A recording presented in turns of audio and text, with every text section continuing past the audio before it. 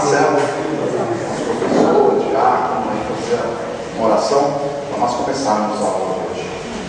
Senhor, obrigado, Pai, porque o Senhor nos dá a oportunidade de aprender mais sobre a palavra. Quando você é o Deus do fato, Senhor, obrigado pela sua vida, pela sua explicação, por tudo preparado para a aula.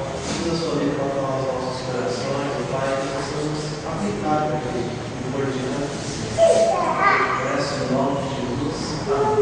Amém. Bom, eu depois que eu usei esse título aí, eu vi que eu cometi um erro, né? Porque eu poderia passar a ideia que eu estou falando sobre a educação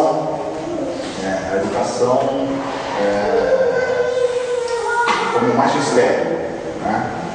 E na verdade não é isso que a gente vai conversar hoje. A gente vai conversar sobre a educação cristã voltada para os filhos. Tá? Esse é o foco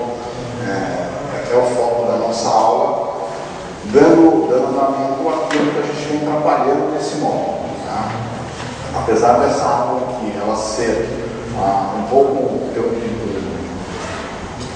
um uso maior de versículos bíblicos, o que eu quero propor aqui é exatamente que a gente comece a entender o texto bíblico, confrontando com a nossa cultura, e não simplesmente nós usarmos os versículos bíblicos como bala de metralhadora, entendeu? A gente tem um problema com o filho, a gente fica lá batendo versículo bíblico, e aí a gente já conversou que não é que isso não adianta, porque você ia falar que usar a Bíblia não adianta, né? Mas não, a questão do momento atual que nós vivemos, ele requer que nós caminhemos aí um pouco a mais, né? Que nós de fato consigamos pensar na Bíblia, não só decorar a Bíblia.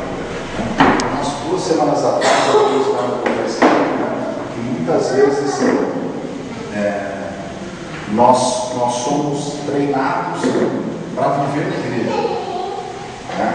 Mas nós não somos treinados para viver a palavra na sua concepção. Então o que a gente vai tentar fazer aqui é mais ou menos isso. E por que eu trouxe esse tema? Porque na verdade a questão da educação de filhos, se tiver alguém que discorda, por favor, levanta a mão, pode expressar a sua opinião, mas na verdade a questão da educação de filhos hoje talvez na nossa faixa etária, seja o maior desafio. E essa é uma batalha que eu acredito que mesmo dentro da igreja a gente vem perdendo. Não falo só aqui, tá? Vocês conhecem outras igrejas como eu conheço, né? Mas nesse quesito em relação à cultura do mundo nós temos sido derrotados. Tá? Então a minha ideia aqui, o que é? Não é fornecer uma solução específica para o problema de cada um, né? Mas tentar trazer para vocês uma maneira diferente de pensar sobre o assunto. Uma maneira diferente de pensar sobre o assunto. Quando a gente fala em educação de filhos, uma formação cristã, qual é o primeiro versículo que vem na cabeça de vocês? Provérbios. Provérbios.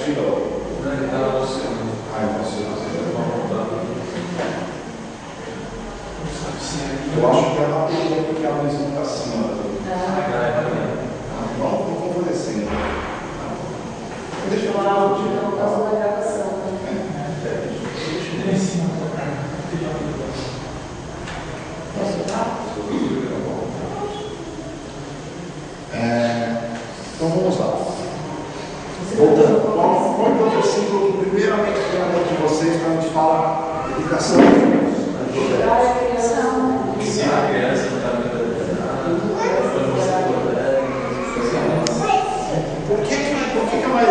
pais. Decora esse versículo. Por que a maioria dos pais não gosta? Bom, se fala muito nesse versículo 6, né? Vamos olhar, vamos tentar olhar aí embaixo do cobertor. Eu tinha um professor que falava assim: se você quer realmente entender uma situação, não adianta você olhar para o que está em cima do cobertor. Você tem que olhar para o que está embaixo. Na verdade, desde criança a gente já ouve isso. Sabe o que acontece? Esse versículo, na verdade, ele é como uma apólice de seguro para os pais. Entendeu? Eu vou levar o filho para a igreja, entendeu? Ele vai aprender a Bíblia. Beleza. Não. Mas aí vai embora. Mas é dessa maneira que a maioria das pessoas usam esse versículo.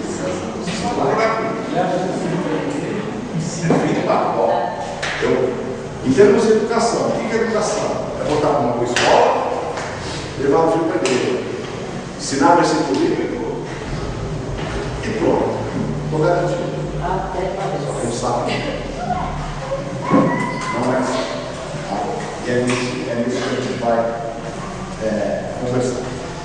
Esse estudo aqui, eu tive contato com isso que eu vou trazer para vocês. O Gabriel tinha por volta de 6 anos de idade. E isso ele mudou assim, completamente a maneira que eu via a relação minha com meu filho, e principalmente o entendimento que eu tinha do meu papel como pai. Então, tudo isso que eu vou falar para vocês não é teoria só. São coisas que eu coloco em prática, né? E dentro da graça de Deus, eu tenho colhido alguns bons frutos. Tá? Não que não tivesse tido problemas no decorrer desse caminho. Teve problemas, mas eu posso dizer que eu colhi bons frutos doces do que frutos amargos. Tá bom? Então vamos começar? Eu queria pedir para vocês abrirem em Efésios capítulo 6.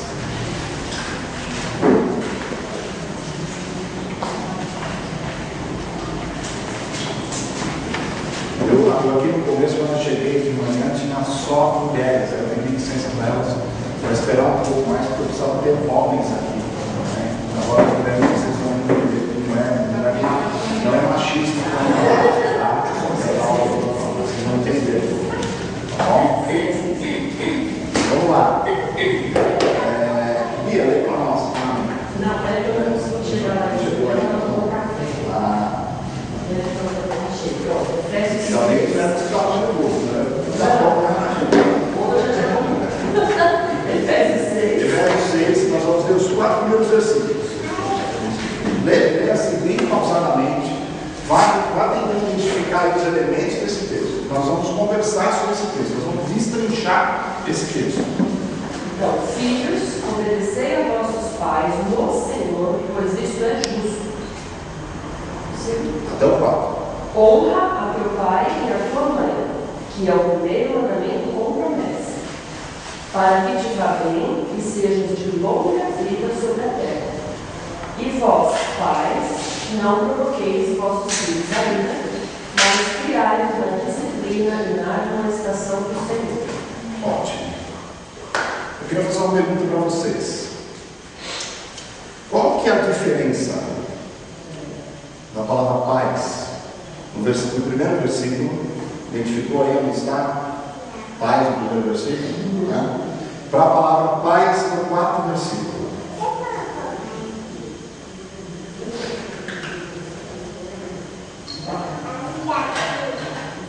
Está dizendo no primeiro, os filhos obedeceram aos pais. E no último está dizendo que os filhos não devem provar o filho. Certo. Pais do Senhor. Quem são os pais? Pai e mãe. Hã? Pai e mãe, não é só pais. No versículo 1 e no versículo 4. Eu achei pai e mãe. Eu tenho a impressão que no primeiro se refere a pai e mãe. provavelmente só o pai. Por quê? Porque o pai sempre vai bater de frente com o filho da autoridade. É? Eu vejo isso na maioria do meu filho. Vai falar mais pra você. Parece que é dois machos se estranhando dentro do território. Por que você acha? Porque eu acho que como é dada ao pai a função, não maior, mas talvez como líder da casa, eu imagino isso como cabeça da casa, então eu imagino que também ele, na mesma proporção em que ele vai depender do cara, ele também pode usar desse poder que ele tem sendo cabeça da casa, incitando o seu filho de uma certa maneira, provocando uma vida. Você não acha que a visão de vocês é muito machista? Eu nunca fiz isso. Assim, eu pelo menos vejo por mim, porque antigamente, eu acho que minha mãe, ela falava que o pai dela só olhava e ela baixava a cabeça. E eu com a minha mãe já é diferente. Tanto a minha mãe como o meu pai, eu tinha muito mais medo da minha mãe que do meu pai. Eu fui criada pelos meus avós, no caso eram os dois. Eu não sei se eu tinha mais medo da minha avó do meu avô, porque a minha avó era triste. Tem alguém? Ele fala de maneira recíproca aos pais e especificamente ao pai. Paulo deu a ênfase à responsabilidade do papel da autoridade. Está funcionando aí? Pode ver? Na verdade, esse texto aí é um daqueles textos que você fica muito feliz quando você começa a estudar o grego. Porque a hora que você vai para o grego, a situação ela muda por completo. É outro versículo. No versículo 1, a palavra lá original é usada goleiros. Goleiros. Pai e mãe. Pais. Se nós fôssemos falantes da língua inglesa, nós não teríamos dificuldade nesse versículo. Na língua inglesa você tem a separação de pai e father. Certo? Já no versículo 2, a palavra que é traduzida por pais,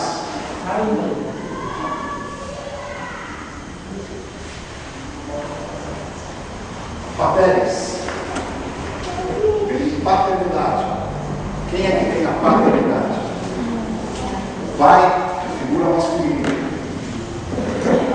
Então, esse texto de Efésios, ele divide muito claramente. Mas aí no caso no versículo 2, é no 4, né? Desculpa. É o 4. E só pai, E só pai, só pai. Na verdade, é que aqui está na questão do plural, né? Mas seria a mesma coisa que pai. Aqui é pai. Então, no versículo 2 é o pai e a mãe. Especificamente, é pai e mãe, o 2. E aqui é pai e mãe. Nossa, isso muda todo o entendimento da palavra. Na verdade, isso muda todo o conceito que a gente tem a respeito de educação de filhos. A nossa visão de educação de filhos, hoje, da maneira que nós, pais, homens, enxergamos, é totalmente antiga. Por que eu digo isso? Hoje, existe a questão da cultura de que o homem é o que sai para caçar. É o cara que põe o dinheiro dentro de casa e esse é o papel dele. E a educação cristã é o papel da mãe. É a mãe que vai ler o texto bíblico que o filho vai escrever, é a mãe que vai fazer o cultinho, é a mãe que tem que se preocupar em acordar cedo para ir para a escola dominical. E por mais absurdo que isso possa parecer, por mais absurdo que isso soe aos nossos ouvidos, como homens, é o que diz a Escritura. Mas se vocês ficarem bravos, vocês não brigam comigo, brigam com quem escreveu. Depois você falou, nós estamos sendo machistas.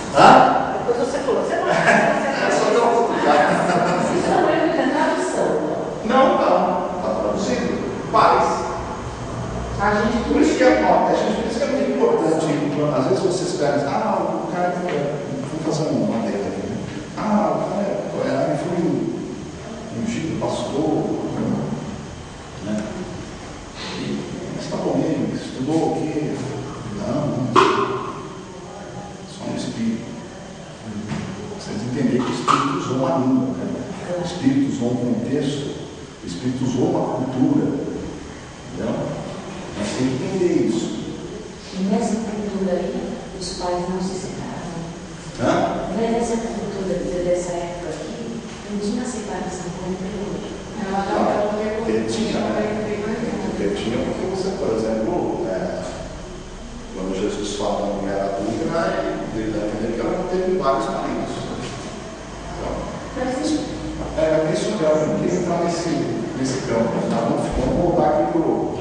Quando eles fazem a tradução da Bíblia, eles simplesmente traduzem, não tem uns estudiosos da Bíblia. Sim, são estudiosos. E isso não é considerado um erro, por exemplo, não teria como abrir No caso, parênteses ali para explicar que não tem isso. Mas eu não tenho como falar nem português, que, por exemplo, no caso, não tem uma palavra. Não necessariamente. E aí, no caso, não tem uma palavra em português para a gente aplicar aqui. Então, Então, o ideal é você se aprofundar, O que buscar a gente um precisa entender é o seguinte, uma pessoa, quando ela está fazendo a tradução da escritura, isso é uma opinião minha, tá? Quando está fazendo a tradução da escritura, ele está num texto por completo. Então, você imagina o seguinte, então a preocupação dele é o texto como um todo. Tá? Por isso que a gente fala, que existem, por exemplo, brigas teológicas em cima de textos traduzidos. E a gente tem que ter em mente que o divinamente inspirado é o texto bíblico original. Então, a gente sempre vai ter que depender de uma pessoa que estudou grego, para poder entender a palavra da forma correta. A questão é que ou você vai aprender o grego, entendeu? Ou você vai depender de pessoas que você confie, né? Mas para isso você tem literaturas, você tem comentários bíblicos, você tem livros de estudos. você tem o Fábio. Você tem uma série. Eu vou ser sério com você. Nós, como reformados, nesse sentido, nós temos um privilégio tremendo. Entendeu? Nós, como reformados, nós temos um privilégio tremendo. No entanto, eu digo que esse privilégio traz uma grande responsabilidade para nós. Entendeu? Mas é exatamente isso que eu disse. As pessoas que não têm esse privilégio não vão aprender a palavra corretamente nunca. Que é o 100%. Exatamente. Nós temos boas traduções também, assim, não boa tradução. Existe, então, mas assim, você não precisa se assustar. Né? Meu Deus, eu estou pecando. Não, meu Deus, agora está tudo errado. Não é isso. É que na verdade você tem algumas questões que. É aquela história. Eu também não vou dizer para vocês que a mãe não tem papel. Já também de vez em quando provoca aí os filhos. Então, a mãe ela tem papel. Eu vou mostrar para vocês que, agora que eu vou conversar sobre a história, vocês vão entender que a mãe tem papel. Entendeu? Que na verdade, aqui a questão do papel do homem, ela vai também além da questão de ser o único responsável. O único responsável não, é o responsável, mas o único participante, o único ator da educação dos filhos. Tá? Então, na verdade, a mãe ela também recai sobre a mãe. É exatamente esse o ponto. O que acontece? O que de fato acontece? Esse modelo que a gente tem, né, que a gente tinha, na verdade, até alguns anos atrás, né, a mãe fica em casa, cuidando dos filhos, o pai sai, que hoje, na verdade, a gente partiu já para um outro patamar. Né? O pai sai, a mãe sai, e a educação dos filhos fica na mão da escola. Um cuidador, uma cuidadora, né? Quem tem condição de pagar, ou quem tem vó, tia, vizinho, tá? Até a Revolução Industrial, que era o modelo de família? Esse modelo, ele perdurou assim por centenas, milhares de anos. Onde ficava o negócio da família? Em casa. Então, vamos pegar por exemplo, século XVI, século XVII, onde você começa a ter um surgimento aí do comércio. Tá? Como que funcionava o comércio naquela época? Você tinha a casa que a família morava, a loja ficava onde? Na frente da casa. Tá? E o pai trancava a porta e falava assim: ó, eu estou trabalhando, vocês, por favor, não venham aqui, eu só voltarei para casa às 6 horas da tarde para acabar o expediente. Não, aquilo ali era um sistema único. Entendeu? Era um sistema coeso. Era um sistema que você não tinha divisões. Então, o que acontece? Muitas vezes, quem vinha para a loja atender era a mãe. O bebê, o que você quer? Isso aqui. Se vocês, quem tem ainda avós, assim, na faixa dos 90 anos, mais ou menos, se perguntar, eles vão descrever que era assim. Né? Que era assim. E, consequentemente, o pai, ele estava dentro de casa.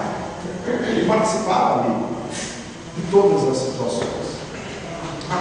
Só para vocês terem ideia, assim, até no século XVII, né, você teve assim, uma explosão muito grande de literatura para uso doméstico. Né? Então, literaturas para falar sobre filhos, literaturas para tratar sobre questões de culinária, até literaturas para tratar questões de decoração. Né? E sabe para quem que esses livros eram escritos? Para os homens. Esses livros eram escritos para os homens. Se você pegar sermões antigos aqui do século XVI, século XVII, né, que tratam da questão de filhos, esses sermões eram direcionados aos homens. Eles não eram direcionados às mulheres. Certo, seu pastor? Então tá bom. Eu estou querendo uma confusão aqui, depois você vai ter que arrumar. Hoje eu não estou prestando atenção. Você está no bolo. Eu acho que é disciplina aqui. Mas eu vou falar de disciplina logo. O que acontece? A Nancy Pierce, ela é uma autora que trata muito dessa questão do que nós estamos fazendo aqui, do conflito do pensamento da igreja com a cultura. Ela diz o seguinte, que a masculinidade bíblica, ao contrário do que as pessoas entendem, por muitas vezes, ser uma masculinidade de privilégios, né? Ela, na verdade, é uma que chama de masculinidade comunal. O papel do homem não é ser servido. O papel do homem não é ter a vontade última. Muito pelo contrário. O verdadeiro homem de Deus é aquele que abre mão das suas vontades, abre mão dos seus interesses em prol do comum. Por isso tem essa masculinidade comunal. Tá? Porque o que acontece? A gente vai ler o texto bíblico que fala, né? Para a esposa ser submissa ao homem. Falar, aqui, tá vendo? O que eu mandar, né, Serginho? O que eu mandar, obedece. Faz um bolo de cenoura aí. Que eu amo. Só que anteriormente o texto diz o quê? Que Cristo deve amar a sua esposa como? Que o homem deve amar a sua esposa como? Além disso, eu já estava falando. Cristo amou a igreja. Como? Cristo amou a igreja. E mais? Se Deus é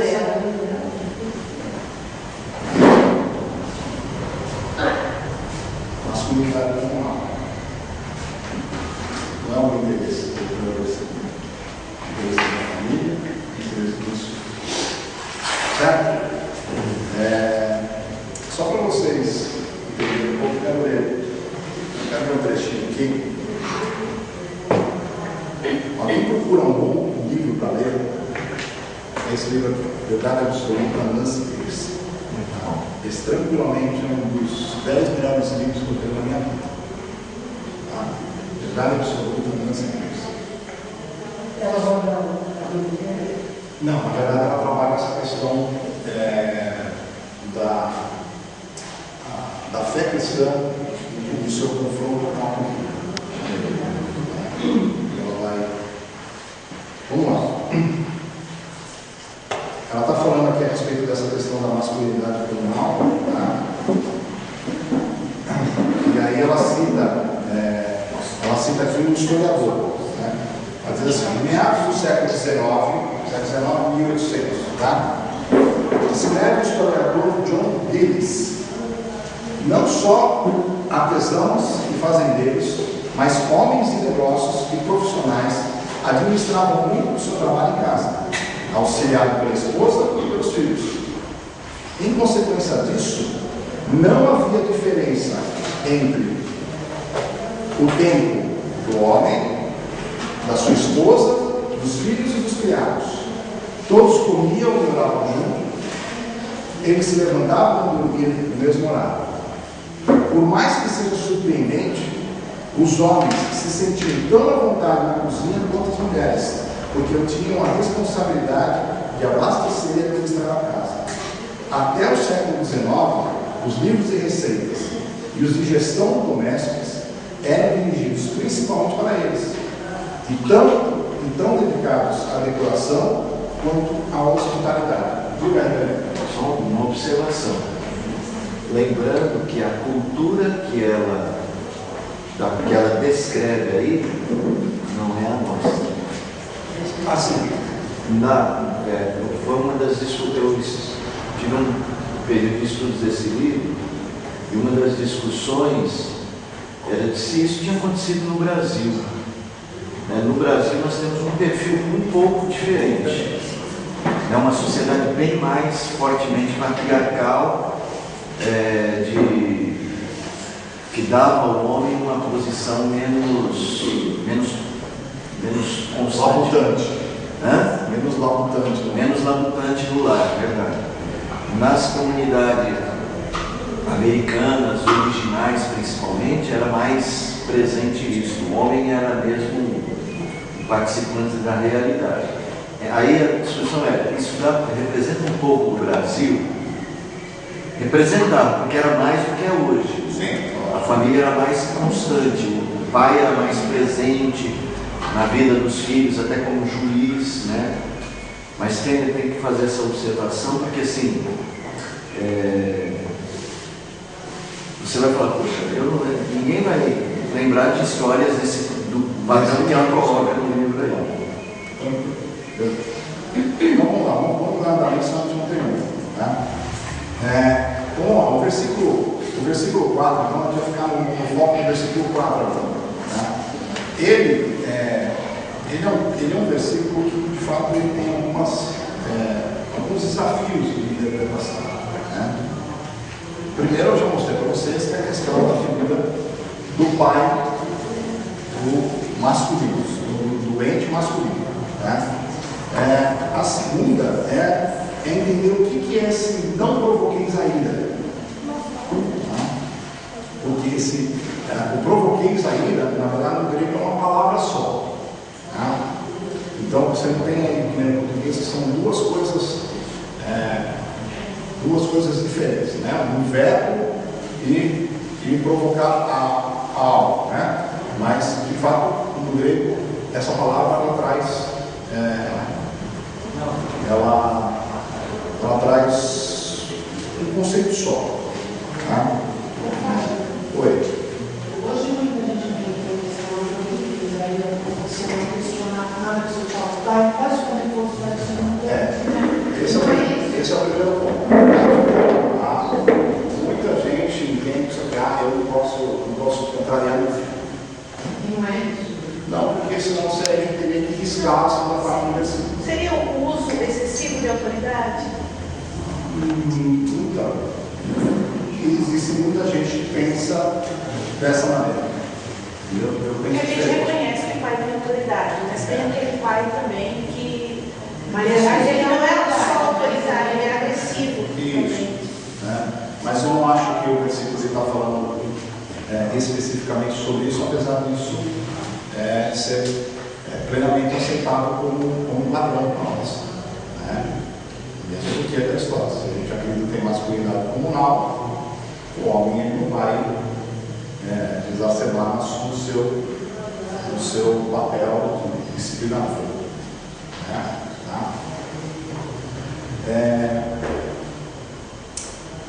Essa palavrinha no grego aí, paragorgizo, ele na literatura antiga, ele trazia uma ideia de você não permitir uma natureza impossível. Não permitir uma natureza impossível. O que acontece? O meu entendimento ele vem a partir da análise da segunda parte do versículo. Olha que ele põe aí, né? Mas criados na disciplina e na prestação do Senhor. Tá? Existem muitos estudiosos de língua grega que dizem que quando você tem a partícula ala, mas, ela é sempre usada numa situação de contraposição ao que foi dito anteriormente. Então, é como se você tivesse dois modelos. Tá? Imagina que aqui em São Paulo nós tivéssemos só dois times de futebol. Tá? Ou Palmeiras ou Portuguesa. Certo? Não, Juventus, pronto. Tá? Ou você é um, ou você é outro. Eu fiquei sentinha agora. Isso aí tá legal, né? Isso aí tá legal. Então, a visão que tem é o seguinte: a segunda parte do versículo ele mostra o modelo a ser seguido. E a primeira parte do versículo mostra o modelo a não ser seguido. Como eu entendo que você criar na disciplina e na administração do Senhor, você criar a criança em direção a Deus, formar o coração da criança em direção a Deus, eu entendo que a primeira parte do versículo é exatamente o contrário. Você ter um tipo de educação que você afaste a criança, o coração da criança, do caminho do Senhor. Na maioria das vezes que a ideia da ira aparece no texto bíblico, ela é muito relacionada à ira de Deus. A ira de Deus. Então, o que acontece? A gente, por muitas vezes, a gente não entende. Por que eu estou falando isso? Porque quando a gente olha esse versículo, a gente se prende muito a primeira parte do versículo. Não posso provocar a ira do meu filho. Tenho que deixar ele livre e absoluto. E a gente acaba esquecendo da segunda parte, que é a parte mais importante. Entendeu? Ela é a parte central do versículo, é a sua segunda parte. Tá? E aí nessa segunda parte você tem duas palavras que são centrais, que é a disciplina e a administração. Disciplina não tem novidade. Disciplina é disciplina. Não estou falando aqui que vocês têm que ser espancadores dos filhos de vocês. Não é isso. Entendeu? Mas a condução que nós devemos ter com nossos filhos é uma condução dentro dos limites pré-estabelecidos pela palavra. Tá? Isso é disciplina. Tá? A gente tem que, de fato, criar um caminho a partir da palavra de Deus, e esse caminho e conduzir a criança dentro desse caminho, não permitindo que ela extrapole os limites desse mundo. Essa é a ideia principal. Tudo ainda parece um pouco mais confuso, mas daqui a gente entrar em Deuteronômio 6, a coisa vai ficar um pouquinho mais clara para vocês. Tá bom? Aí você pode ele fala aqui, ó, os pais são incumbidos de cuidar da mente, das emoções e do corpo dos jovens, portadores da Deus. Dessa forma, as crianças nascem para o benefício ou prazer dos pais, mas os pais existem para os filhos, para ajudá-los a tomar posse da sua própria personalidade perante Deus.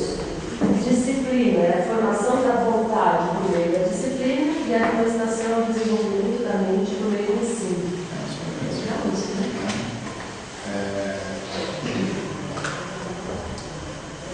Só fazer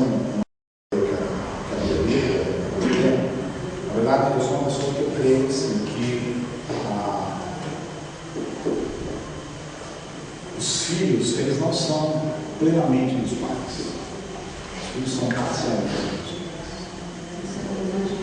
A gente precisa desenvolver essa consciência.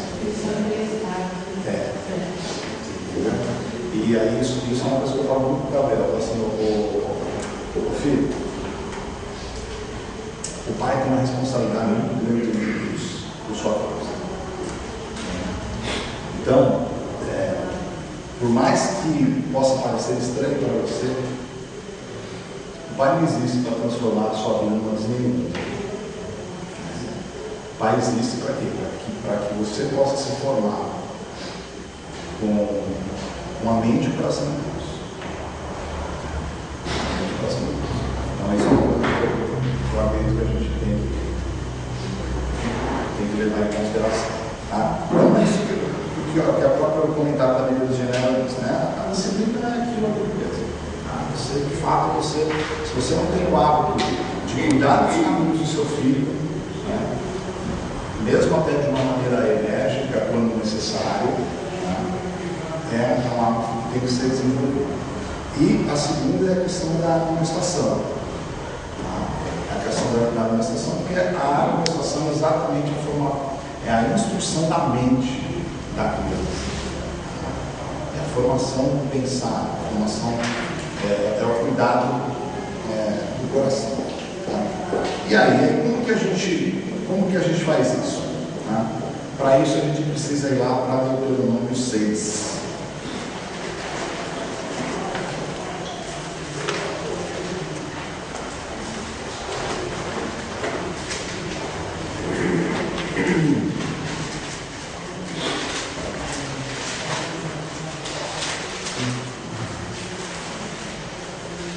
Deuteronômio 6 está falando da lei de Deus. Tá? Nós vamos até o nosso estudo dos versículos 6 a 9. Mas é muito importante a gente começar a leitura a partir do versículo 4. Tá? Que diz assim: Ouve Israel, o Senhor, nosso Deus, é o único Senhor. Amarás, pois, o Senhor teu Deus de todo o coração, de toda a tua alma e de toda a tua força.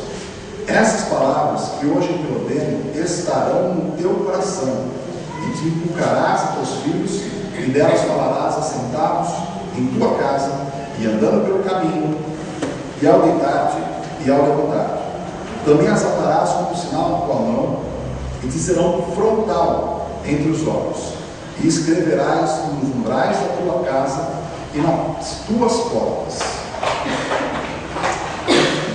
O versículo 4, o versículo 5, fala a respeito da lei de Deus. Aqui está fazendo um grande resumo da lei de Deus. Tá? Aquilo que nós temos como escritura. Tá? E aí no versículo 6 ele diz aqui que essas palavras que ele estava falando, né, elas deveriam estar onde? No coração.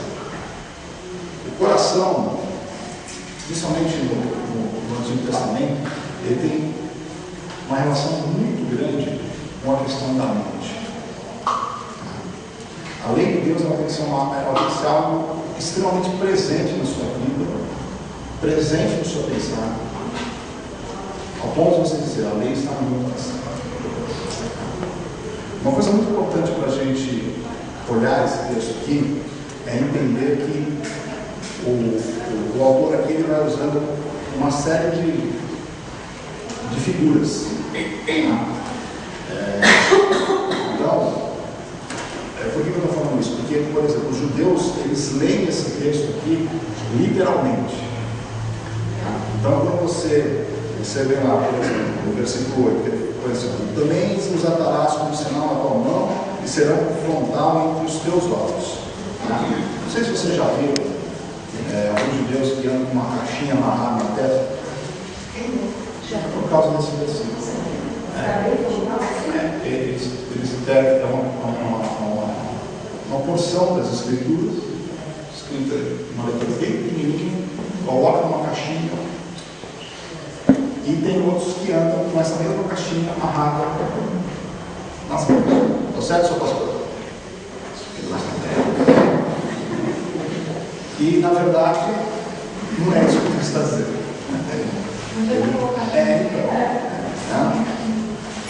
Então vamos lá. O versículo 6 ele diz a respeito dos pais. Ele diz a respeito. Deus ou papai? Eu digo para vocês, a grande responsabilidade de levar essas coisas para casa é do pai. A responsabilidade de praticar é da família. Mas o homem tem a responsabilidade de levar para casa. Se uma casa cristã não tem esse tipo de coisa, quem será cobrado não será a mulher, não vai ser a mulher. Tá? Então vamos lá. No versículo 7 ele começa a falar de como que você vai fazer isso, como que você vai trabalhar. Tá? Então ele diz: tu as inculcarás a teus filhos.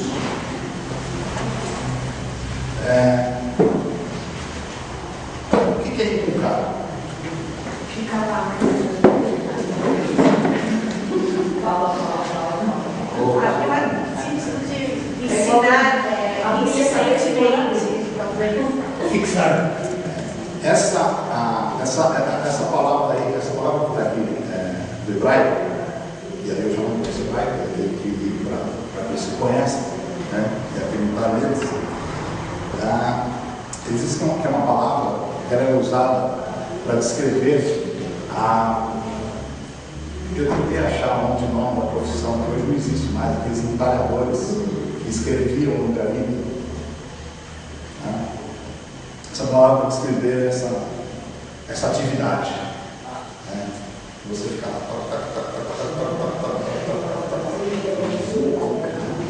ela é uma atividade do quê? Ela é demorada, não é rápida. Ela por vezes ela é chata, entendeu? Você fica lá. Só que o que ela produz? Ela produz uma impressão que, pelo menos naquele tempo, não poderia ser apagada. Hoje a gente tem uma série de ferramentas que apagariam aquilo. Mas naquela época, né, o texto foi escrito, você não tinha. Uma vez marcado, uma vez grafado o granito, você não apagava, não faz.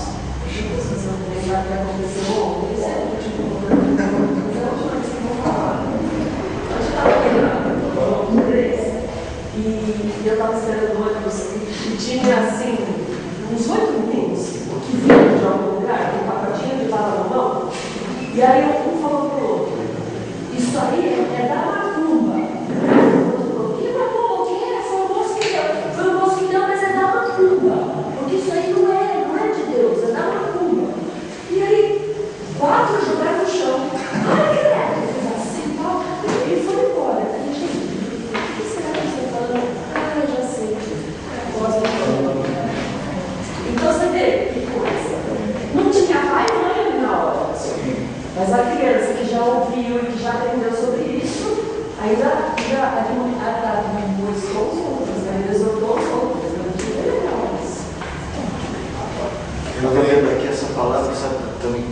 percebe? Afiar uma espada. Afiar uma espada. Essa questão. Então, afiar uma espada, a gente entende que uma espada ela tem que ser afiada sempre, esporadicamente. No caso, é porque assim, às vezes eu vejo, até entre pais cristãos, até na minha família tem exemplo. Fulano já tem 21 anos, agora eu não quero mais saber, porque eu tinha que fazer o jantar feito, agora eu tomo conta da vida dele. E às vezes são parentes meus assim, que cresceram dentro da igreja. E eu pergunto, como é que está fulano? Não sei. Cresceu na igreja, eu já ensinei para ele, agora ele toma conta da vida dele. Eu particularmente, eu discordo, porque eu acho que você vai ter que orientar seu filho depois que ele cresceu, ficou adulto, teve filhos, casou. A sua função de pai, de mãe, como educador, como transmissor da palavra de Deus, de ensinamento, é uma coisa para sempre. Não interessa se ele tem 21. Obviamente que com 21 anos você já pressupõe que ele já sabe, já entendeu. Se você tirar o pé, você dá dúvida. Sim, mas não deixar, não falar, não, agora é com ele. Porque a nossa cultura hoje é muito galinhas aos pintinhos. Entendeu? A gente tem que ter em mente que nós criamos os nossos filhos para que eles sejam adultos, independentes, responsáveis, né? Eles também não podem ter uma dependência muito grande do nosso. Em um determinado momento você vai ter que começar a confiar naquilo que Sim, mas isso não significa que se ele tiver com 30 anos e precisar levar um puxãozinho de orelha, eu não vou dar, porque agora ele já sabe da vida dela. Eu como pai, como mãe, caso eu veja que está precisando de um puxão de orelha, eu tenho que ir lá. Eu só quero fazer essa diferença, porque assim, o que você falou é extremamente correto, né? O que eu digo só é que eu, por exemplo, convivo com pessoas que ainda controlam, da maneira que eu controlo a vida do Gabriel, os seus filhos de 30, 35 anos. Isso é um equívoco. É verdade. Isso é um equívoco. Diga. Eu estava fazendo uma devocional que você não vai saber, e estava falando do dia daquele rei que era pequeno, que foi feito, acho que com 7 anos, que ele foi excelente rei quando o tio estava vivo, temente a Deus. Quando o tio morreu, era desandado. Aí eu pensei nisso agora. A gente realmente tem que ensinar, só que na meditação estava falando, a fé dele era mais no tio do que em Deus. Então, esse é o perigo que a gente pode. Entendeu? Por isso que a gente fala que você tem que fazer é gravar na criança. Não ele ser um reprodutor seu. Então, fala. Uma coisa, não tem um idealista que não assistiu. Eu estava refletindo sobre educação, e esse tema vai ser muito bom. Foi legalista para assistir o filme que lançou no cinema essa semana, das cegonhas. As cegonhas, a história que você não sabe do assassinato. Aí, bom, tem uma história lá que as cegonhas pararam de entregar as crianças e tal. Aí no finalzinho do filme, as cegonhas começam a entregar os bebês de novo. Aí começa a cair os bebês nas famílias, né? Vários tipos de famílias. Até que cai um bebê nas mãos de 2 meninas, né? Assim, duas mulheres, né? Aí fica decepcionado, fica pensando, nossa, difícil. Legal. Na verdade, você conseguiu fazer a descrição do desafio.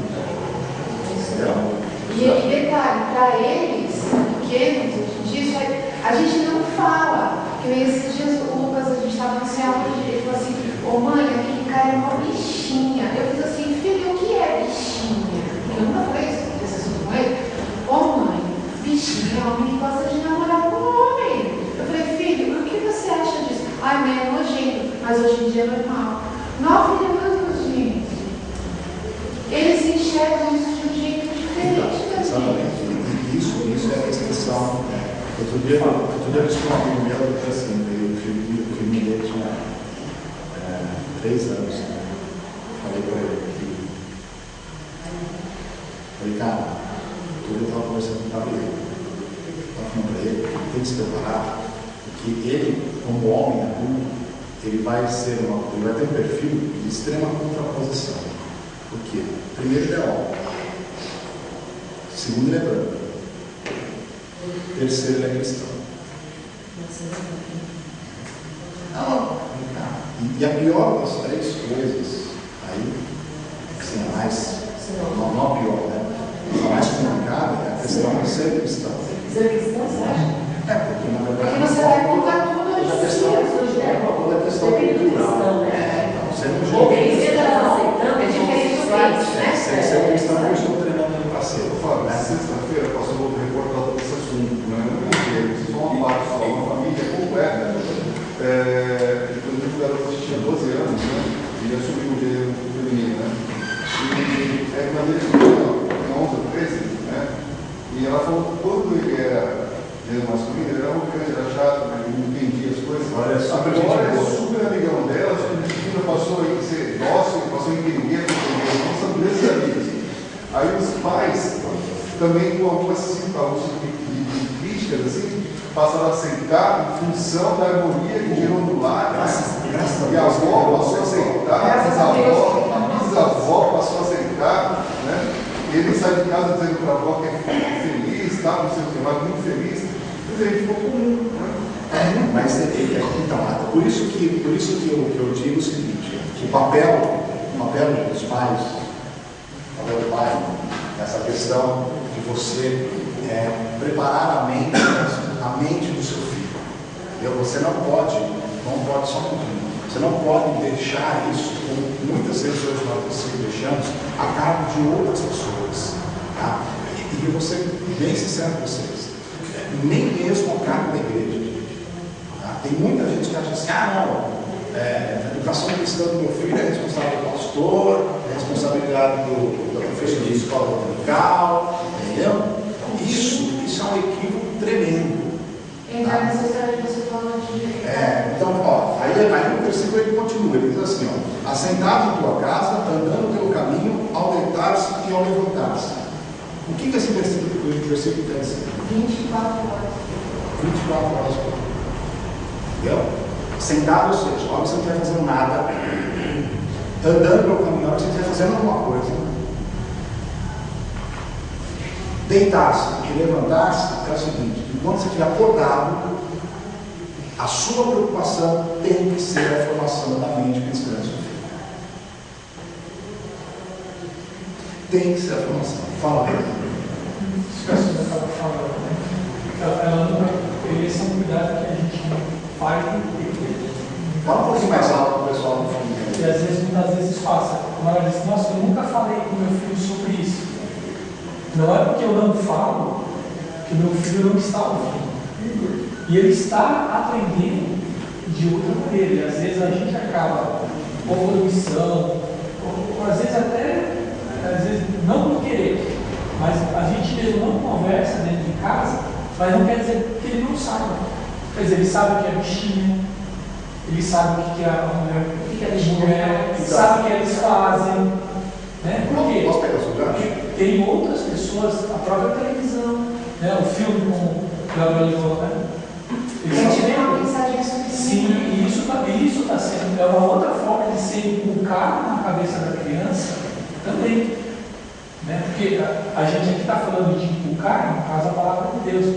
Mas outras coisas estão sendo inculcadas na cabeça deles, e quando eles forem maior, a decisão vai ser deles. Isso vai ser difícil, assim, que você falou, fica aquela briga. Então, mas aí o que de fato a gente está propondo aqui para vocês desse modo? É que vocês parem para olhar para o texto bíblico, olhar para o que acontece no mundo e começar a achar caminhos. Entendeu? Começar a achar caminhos. Tá? Porque a verdade é, gente, a gente não tem hábito de conversar sobre a palavra de Deus com nossos filhos. A gente não tem hábito de pegar uma situação no mundo, a gente simplesmente fala assim, não, filho, isso é errado. Gente, a gente está andando com uma geração que teve muito pouco de lúdico na sua formação. A gente, quando era criança, a gente dependia muito da imaginação para se divertir. É uma verdade. Essa geração, os nossos filhos, eles não precisaram da imaginação para se divertir. O último já foi fornecido para eles através de computadores, videogames. Não que eu acho que isso é coisa do demônio. O cara que falou lá na comissão às vezes, deu um segredo lá, aquelas pregações de que o desenho saía da televisão e entrava na cabeça do seu filho. Vamos dizer assim, de uma maneira figurada, é mais ou menos isso que acontece. Uma ação demoníaca, mas sim a própria questão da cultura. Né? Você falou, você não ensinou seu filho o conceito do bichinho. Né? Mas isso entrou na cabeça dele. De algum jeito. A gente, na verdade, esse versículo 7, ele diz o seguinte, que a gente tem que ter um papel ativo nessa questão. E um papel ativo, ele envolve a gente mergulhar de cabeça na questão. Porque às vezes eu não lembro quem foi que falou na primeira aula que eu dei aqui, assim, não, mas a gente não tem condição, né? A gente não sabe direito as coisas da Bíblia para ensinar no filho. Minha pergunta é sempre assim: você nasceu sabendo fazer o quê? Chorar. Você não aprendeu? Por que você não pode aprender as coisas? Por que você não pode aprender a lei de Deus para ensinar as coisas? E aí eu volto de novo. Nós, como reformados, nós somos mais culpados ainda se não fazemos isso. Porque a gente tem uma estrutura dentro da igreja que nos permite aprender.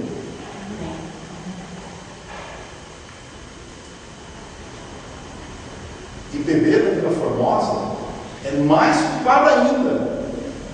Porque não é toda igreja que tem um corpo pastoral como nós temos. Não é toda igreja que tem um conselho preocupado como nós temos. Eu não vou pedir para o reverendo dar testemunho, porque eu vou colocar ele constantemente. Mas ele conhece outras igrejas presbiterianas, que estão patinando. Estou falando mentira? Não sabe, né? Está gravando. Então a gente precisa, como diz os nossos pentecostais, tomar posse. Mas ainda também estamos patinando em alguns. Nós também. A gente sempre tem que. Nós somos. Eu conversei com vocês há um tempo atrás sobre a questão da santificação. Né? Somos seres em pleno desenvolvimento humano.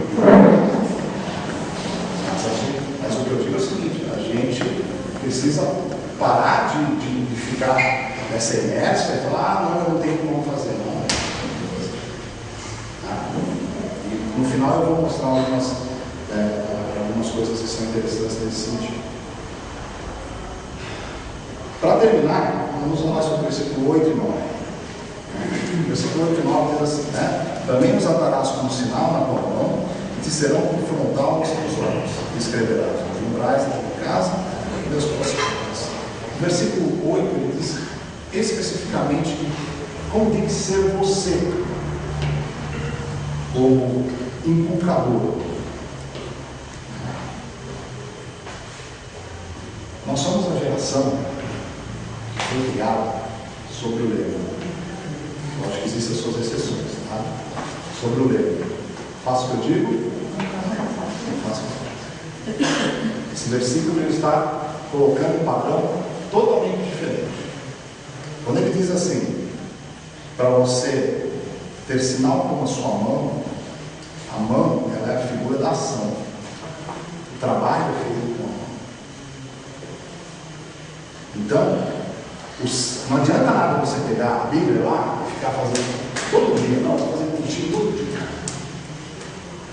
Se olha que o seu filho olha para você, ele não vê aquilo que você está ensinando.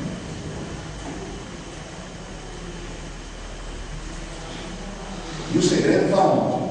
O segredo está exatamente na questão do frontal entre os olhos. O que é o frontal entre os olhos? Transparente, né? Testa. Não, estou falando de mente. está falando de mente? Não adianta você querer construir uma mente cristã no seu filho, por garantia sua, para não fazer o errado na vida, e aí entra naquela questão que nós começamos a aula com os provérbios, se a sua mente não é uma mente cristã, se a sua mente não é uma mente cheia do pensamento cristão. Ou seja, ele vai aprender mais ou menos você no dia a dia do que quando você vai continuar. Isso precisa tomar cuidado. Porque tem muita gente que fala assim também, não preciso falar nada do meu filho, porque ele vê o que eu estou fazendo. Isso não. Criança precisa.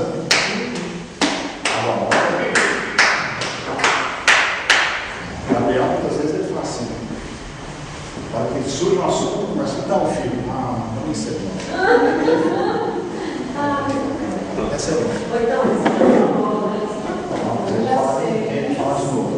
Diga, gente. Eu lembrei que o Sérgio está aí para confirmar. Às vezes eu estou conversando com as crianças e ele também, e a gente fala, aí, poxa, mas a senhora já me falou isso semana passada, a senhora já me falou isso. Eu falo, olha, se prepare para ouvir pelo menos mais 1000 vezes. Eu vou falar de novo, e eu não quero saber se você está cansado de ouvir. E eles têm esse costume de falar, nossa, mas gente, eu já sei isso, a senhora já me falou, mãe, eu já entendi. Tem importância, eu vou falar de novo. Ela é supereducadora também. É verdade. Então vamos partir para o final. E aí o versículo 9, ele traz o desenho de como tem que ser o seu lar. Ele tem que ser um lar que as normas, as práticas, o dia a dia tem que ser um lar regido pela palavra. Tudo que a gente tem na vida é muito legal assistir o jogo do seu time. É muito legal você cuidar do seu carro. É muito legal você ir no shopping, comprar um móvel. É muito legal você ter uma profissão que traz satisfação. Todas essas coisas da vida, elas são muito legais, elas são místicas. Eu não estou aqui dizendo para nós vivemos como amigos, né? Mas a gente tem que ter na mente que o nosso lar, nossa família, é a nossa maior responsabilidade. É a nossa maior responsabilidade. E tudo aquilo que é um bem precioso, você quer estar perto. E a nossa geração tem abdicado de estar perto. Tem abdicado de estar perto. A gente sabe que hoje a questão do trabalho é muito diferente, é mais complicado. Então eu estou falando para vocês largarem o emprego de vocês. Apesar que quando eu converso sobre esse assunto com os mais jovens, eu sempre peço para que eles considerem o potencial da internet. A internet como ferramenta de trabalho, ela traz, às vezes, condição de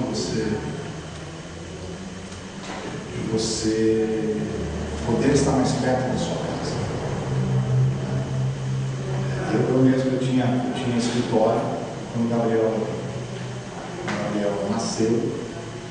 Eu fechei o escritório e fui para dentro de casa. A tecnologia também me permitiu. Não precisava, por exemplo, de um lugar para fazer uma reunião com um funcionário meu, um representante meu, fazer o Skype. Eu entendo também que existem profissões e profissões, existem diferenças. Né? Mas o que eu digo é o seguinte: por muitas vezes, fora do tempo que a gente gasta no trabalho, a gente gasta com outras coisas que são menos importantes do que a sua família, do que o seu filho. Aquilo que eu falei para vocês na última aula, um tempo atrás, eu falei para pensar: quanto tempo que eu gasto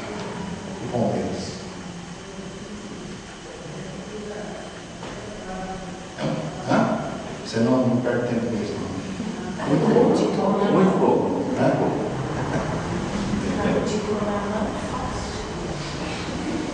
Essa questão. Gasta mais tempo brincando com os corintianos. Transferir às vezes. Eu estou usando futebol como que é uma coisa que ela atende para mim. Né? E você tem outra coisa. Você curte novela, sei lá. Entendeu? Você gosta de. Você cuida do seu carro, melhor que você cuida da sua mulher. Entendeu? Um amigo que todo sábado ele limpava o carro dele das 9 da manhã às 4 da tarde. Você chegava lá e estava com um componente assim no hidrato de ar, buraquinho do buraquinho. Entendeu? Não, eu estou entendendo os cuidados. Eu vou até contar uma situação. Ano passado eu dava aula na UFA, e chegou em outubro eu ia dar uma aula sobre reforma, e eu queria dar uma moção para participar da aula comigo. O Gabriel se manifestou, ele é interessado. E aí eu falei, bom, vamos marcar a gente sair da casa, né? Às vezes ele vai fazer lá umas tortas, a gente estuda. E eu chamei o Gabriel, e o Gabriel falou, Zé, desculpa, mas meus pais não deixam eu ir na casa de quem a gente não conhece muito bem.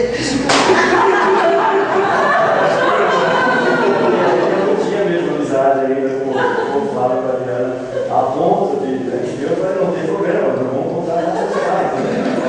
Só vocês verem como é muito verdade. Mas eu sou sempre pessoa mesmo, você é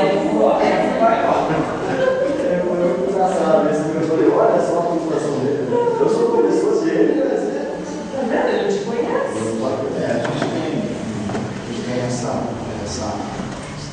essa preocupação, ela nasceu no caso do amigo meu, que deixava o filho brincar no apartamento do vizinho. E aí eu percebi que ele passa um tempo que o filho dele mudou um pouco. Só um comportamento. Resumindo a história. O pai dele era pedófilo. Ele não precisa continuar a história para vocês. Eu às vezes eu acho que a gente prende um pouco na vida, né? Mas essa é uma preocupação de fato que a gente tem. A gente sempre tem essa sensação de estar exagerando. Eu me preocupo muito, não é só eu me preocupo com quem meu filho anda, com o que ele lê, com o que ele vê. Não eu sou o controlador do meu filho, não é isso. Mas eu quero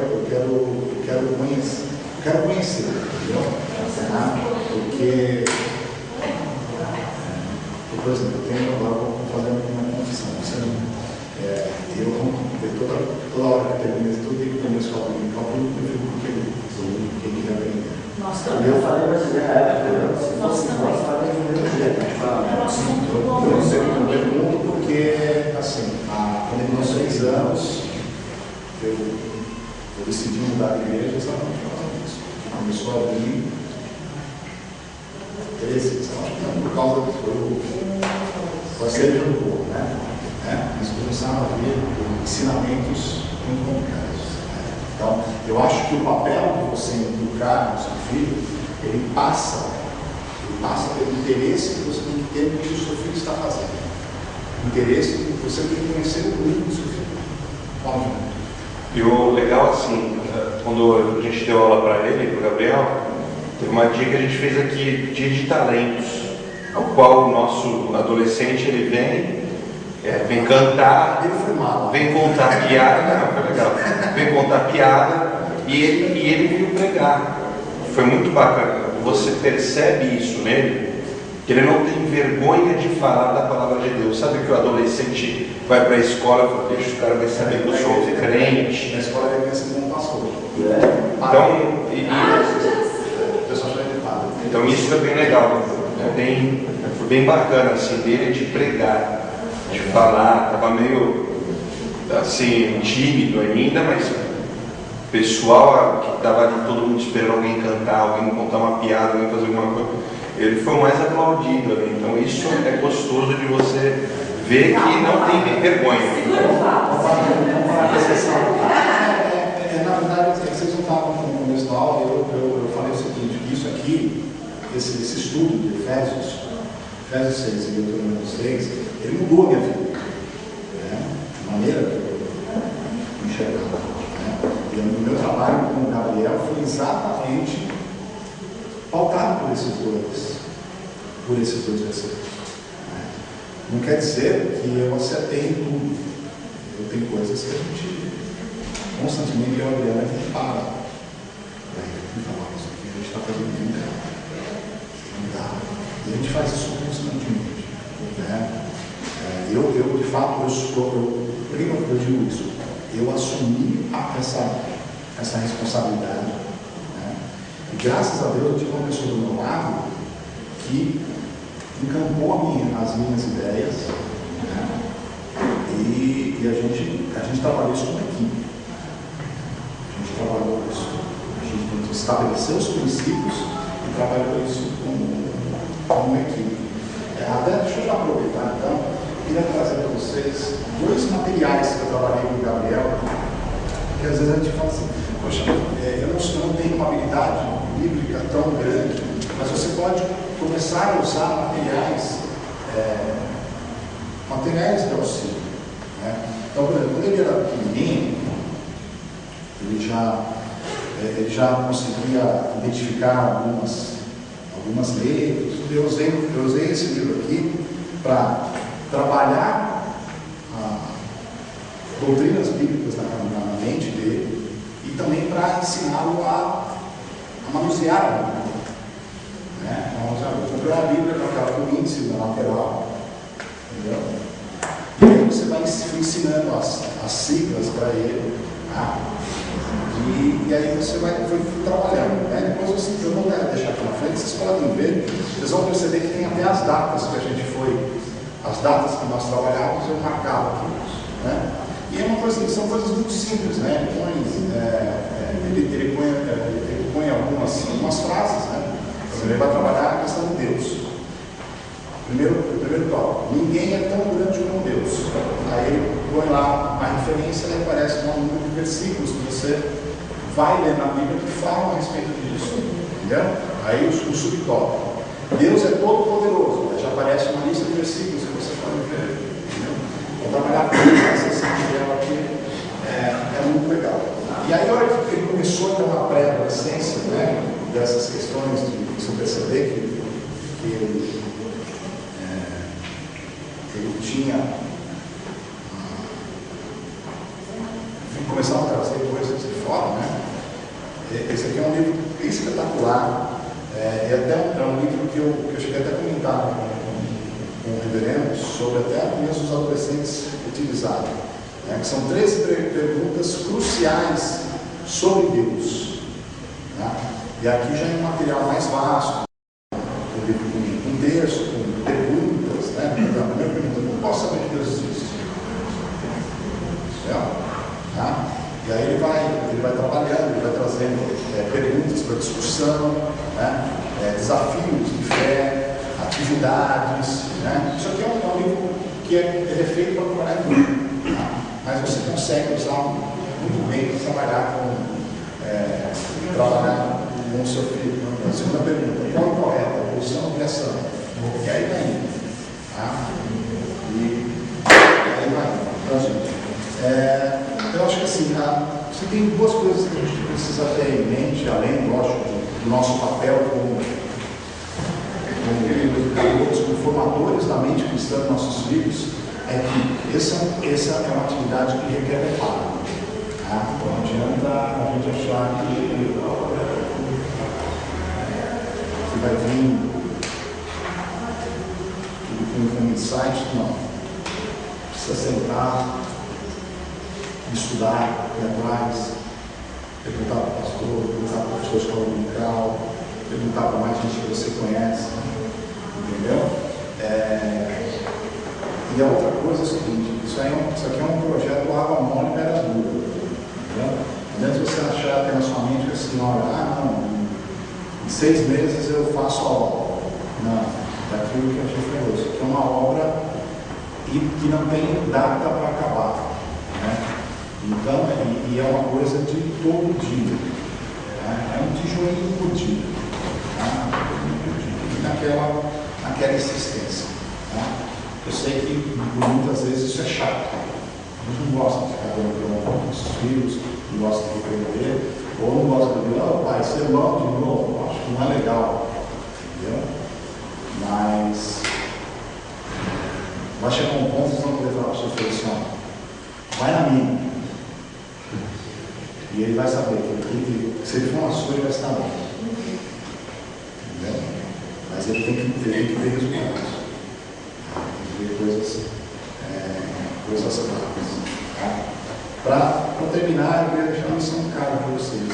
Vocês leram o Salmo 25. O Salmo 25 é uma oração que vai muito no sentido disso que nós falamos hoje. Muito no sentido que nós falamos. Diga, Pedro.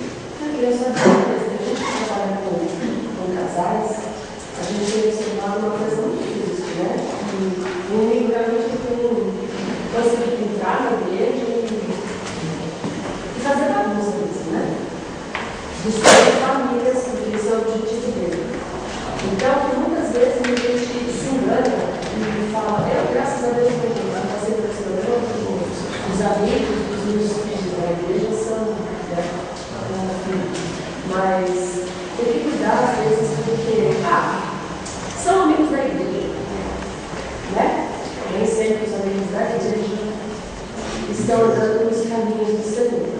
Então é vigiar mesmo, porque infelizmente a igreja não é pessoas doentes, né? Nós somos doentes, em construção, seres em construção, então vai ter muita pedra de tropeço no caminho dos filhos dentro da igreja. Alguém tem alguma dúvida? Tudo tranquilo? Passa a palavra para o Maurício, né? E aí termina a participação desse seminário. Muito bom mesmo, verdade absoluta. Muito bom investimento. Principalmente para jovens estudantes, né? Nós vamos terminar esse módulo, Família e Sociedade, domingo que vem, ou talvez mais 2 domingos. Lembra que na última aula eu comentei da possibilidade de eu preparar um material sobre sexualidade. Lembra que a gente conversou sobre isso? Mas para domingo que vem tem uma tarefa, eu vou propor para vocês uma reflexão só do que é o assunto que a gente vai, como é que a gente vai fechar esse módulo. E aí talvez a gente abra aquele parênteses, mas vamos fechar já na semana que vem. A ideia bíblica, família e sociedade. As coisas deveriam ser mais ou menos assim. A família é aquela famosa frase, é a célula máter. Ela é o princípio de expansão do pensamento. Deveria ser sempre assim, daqui para lá. Na Bíblia, é a família responsável por levar, né, se tem um texto como este, você ensina na família para expandir o conceito da teocentricidade de Deus. Um jeito de viver a partir de Deus. Então esse deveria ser um movimento. Mas nós estamos numa sociedade contrária. Nós estamos numa sociedade que funciona assim.